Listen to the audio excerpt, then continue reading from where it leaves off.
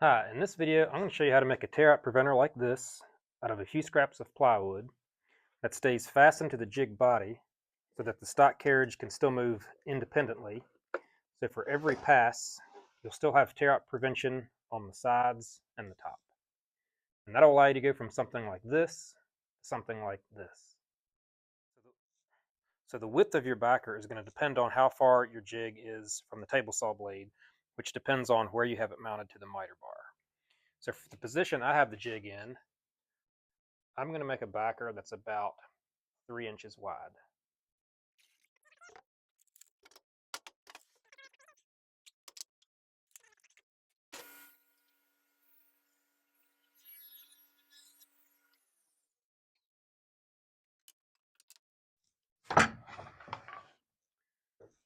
Now I'll put the jig back on the saw.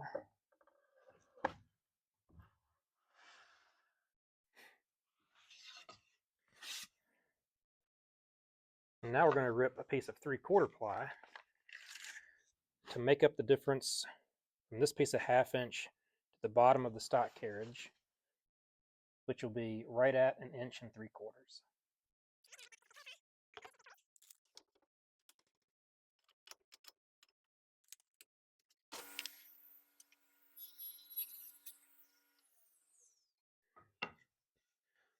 So now I'll cut the 1/2 inch plywood to 11 inches long, and I'll cut 2 pieces of the 3/4 inch plywood the same width as this 1/2 inch, which is 3 inches. And then I'll have one piece in the front and one piece in the back.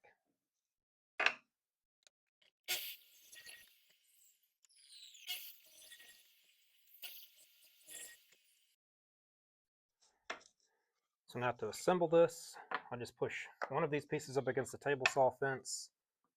That here, use the other to support the back. All right, put some brads in it. I'm going to keep my brad nails pretty close to the edge so that I can get a screw just a little further in from the edge, and that way the blade won't hit any fasteners.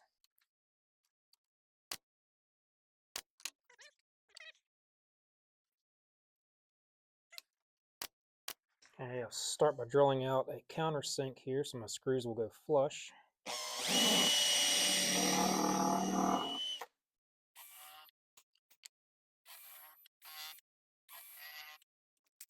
Okay, now I'll step up to a little larger pallet bit.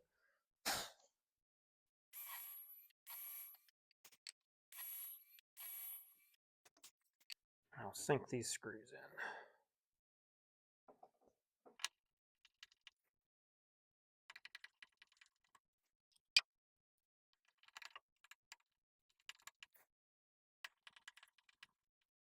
So now I'll show you how this is going to attach to the jig, or to the jig body. Put the jig back on the saw. So to attach the tear-out preventer to the jig, you're going to be using your indexing guide. That's going to mount to the jig like this. The tear-out preventer mounts to the indexing guide like this, and then you can slide it forwards and backwards till it's tight against the back of your stock that you're going to cut. And the reason for having a tear-out preventer in the front and the back is so that if I change blades or change blade height, all I have to do is flip this around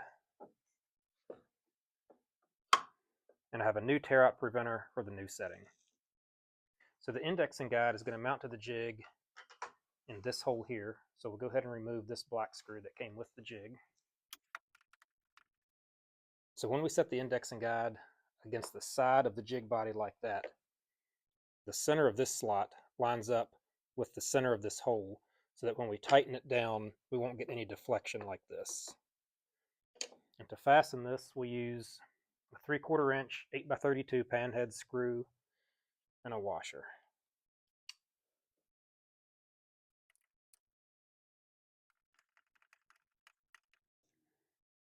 Now what we want to do is put the tear-out preventer under the indexing guide, and we want to trace this slot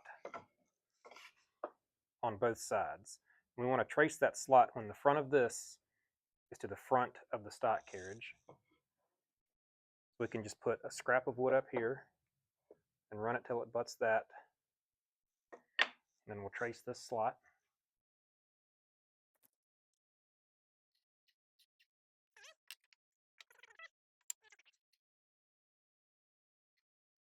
Now that we have those slots traced, I'll just darken these in just a little bit. Now we're going to drill some pilot holes into these slots, and we're going to keep these pilot holes 3/4 of an inch back from the end of each slot.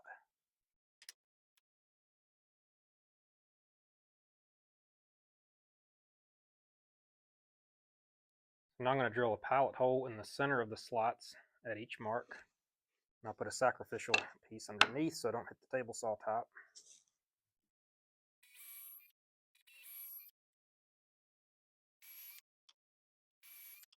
And now we're ready to mount the tear-out preventer to the indexing guide. And to do that, we're going to put one washer underneath the indexing guide and one washer on top. And the reason for the one underneath is that most 1/2 inch plywood is going to be a nominal thickness. That's going to be slightly less than 1/2 inch. And since the base of the jig is 1/2 inch UHMW, which is right at 0.5, this washer will act as a spacer so that it doesn't lift the plywood up off the table saw top.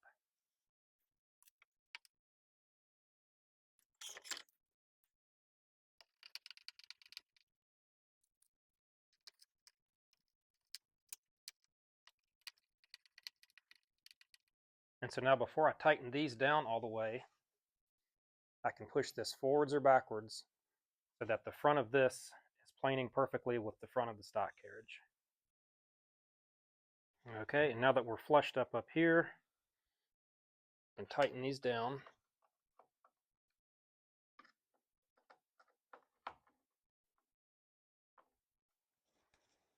So now everything's secure and we're ready to make some cuts.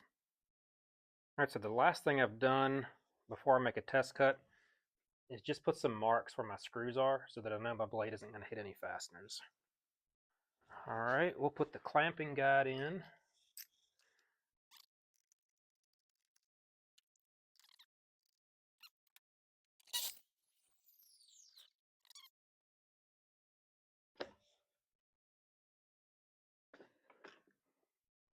And we'll make some test cuts.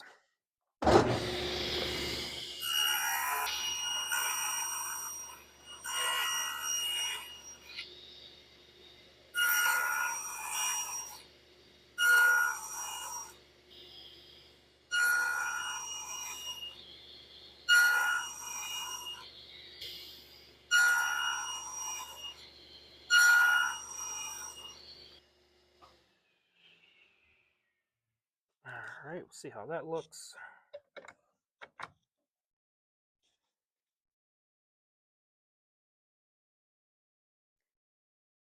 And you can see there's no tear out on the sides, and there's no tear out on the top.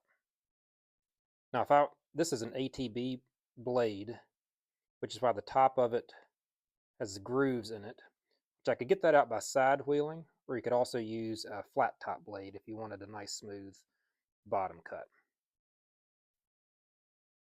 Now, if I wanted to make a notch with a lower blade height, I would get tear out using this setting. So one easy thing you can do is slide this back and add another tear out preventer to the front of it, which is why we set these screws 3/4 of an inch back from the ends of this slot. So loosen these.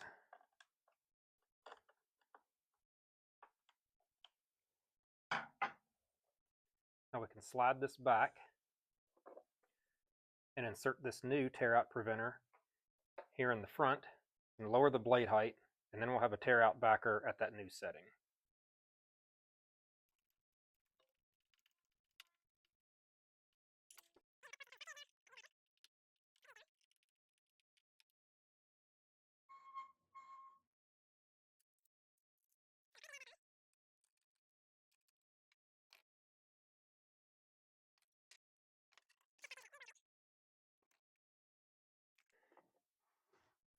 And then we can make a few test passes at that.